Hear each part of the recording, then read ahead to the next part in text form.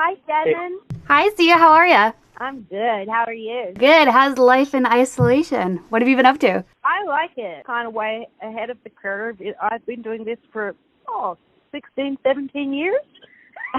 So you're a pro. You're a veteran. My big love in the world is to lie in bed with my dogs and friends and watch the projection that's television that I stream onto my ceiling. Yeah, I heard about that. I don't have to use any muscles, and it's the best thing in the world. It's just being snuggly with your dogs and watching other people's lives. You're living the dream. That's awesome. Congrats on the song Together. Congrats on the movie Music that's coming out. I can't believe that you directed a movie. Was it way more challenging than you ever thought? Much harder than I'd ever imagined, but I'm so glad I didn't know, because the naivety, it gave me I never would have done it if I'd known how hard it was going to be. And B, it gave me the humility to be able to say, well, you've done this before. What do you think? To the DP or to the, production designer or the producer. So it gave me the flexibility to, just have humility and be like, just to collaborate. And that was awesome. And also, I love directing, it turns out. I really love directing. I mean, I directed all the videos since Chandelier, but I did them with my friend Daniel. But the movie I did just by myself. And I was scared to do it, but I'm so glad I did, and because I realized that I am good at it, but what I'm not good at is editing. And that made me I nearly died. Like, it was this, we shot this movie 4 years ago. That's why, the video that will be coming out is, full of people. Because we shot the video 4 years ago, way before quarantine. Yeah, so the editing process nearly killed me, and I'm not kidding when I say I've been in bed for about 3 years. I think it made me sick. I developed chronic nerve pain. I got sick. Yeah. I think it's definitely the hardest thing I've ever done. I don't think I'll ever make another movie again. I'm writing a bunch with Dallas. That's fun. And maybe only if it's to make Maddie's dreams come true, because really I've just reached all my professional goals now. So now my goals are just to make my friend's dreams come true. I know you had the concept for the movie for a while, but when you were putting it together, did you always have Maddie in mind for that lead? No. In fact, when I wrote the story, it was 15 years ago, and I had Maggie and Jake Gyllenhaal as brother and sister in the movie. And eventually I changed the gender of Jake's character, and it became Kate Hudson and Maddie. As siblings. And Kate plays a sober drug dealer, and Maddie plays a teenager who is very low functioning on the autism spectrum. Mm-hmm. And all the musicals take place in her brain. Oh, cool. I love that. Is that what inspired it to be a musical then? It is a musical. Yeah. Is that what inspired that? Oh, sorry. No, what inspired it to be a musical is that everyone kept telling me that I was really stupid for not making it a musical. I ended up getting funding for it before it was a musical. But just when I guess enough people say to you, it's like you have a blank Scrabble pile, and you're not using it. Right. You're a musician. You should make musicals are getting popular. You should make a musical. It's ridiculous if you don't make a musical. But I wanted to be taken seriously, and so I had written just a narrative film. And only at the very last minute did it turn into I changed the genders, because originally Shia LaBeouf was cast as Kate Hudson's character. And I swapped the genders and cast her and turned it into a musical. And that all sort of happened in about a 3-month period. Amazing. I'm so excited for the song Together to come out too. Was there something specific that inspired the messaging behind that song? Well, yeah, it was actually, I wrote it after the movie. I'd finished the movie. So I wanted a really good song so that after I'd broken everyone's hearts and put them back together again, they could leave the cinema feeling good. That's good.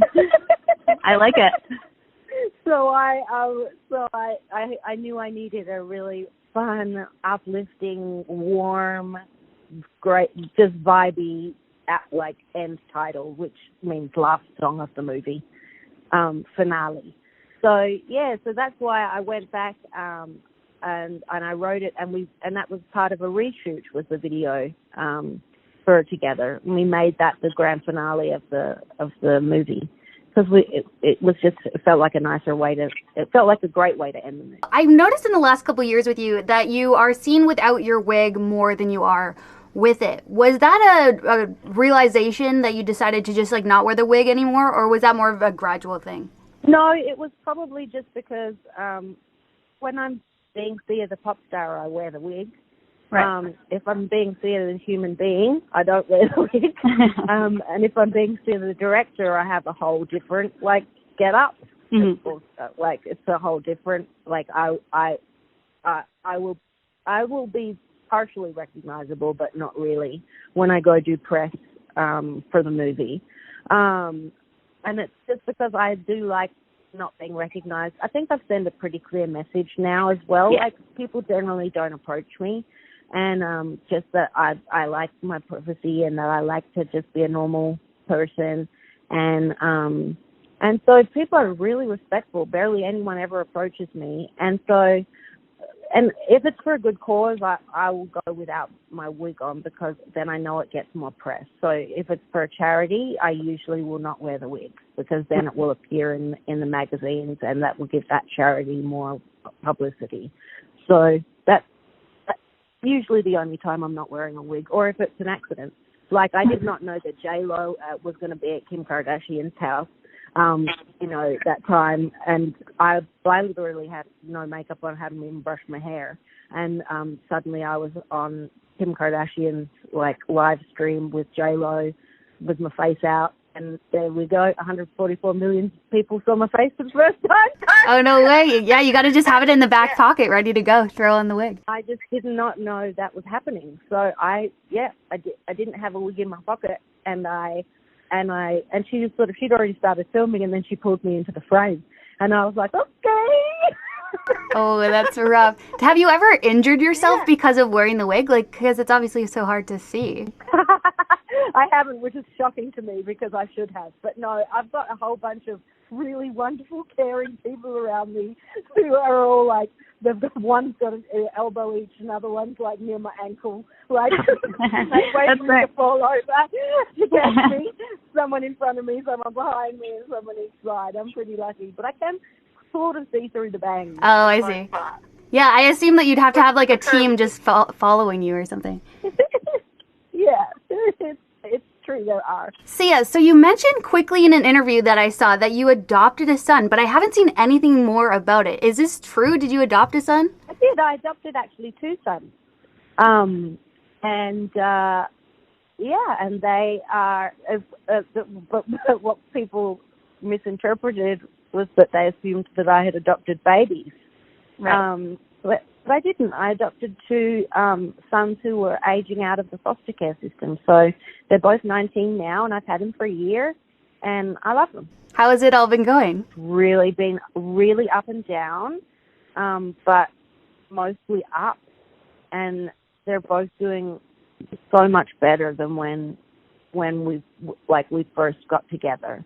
So, I just feel lucky because I've got resources to help with trauma and all that sort of stuff. And both of them, have suffered a lot of trauma being in the foster care system, 18 different homes, each of them, throughout their lives.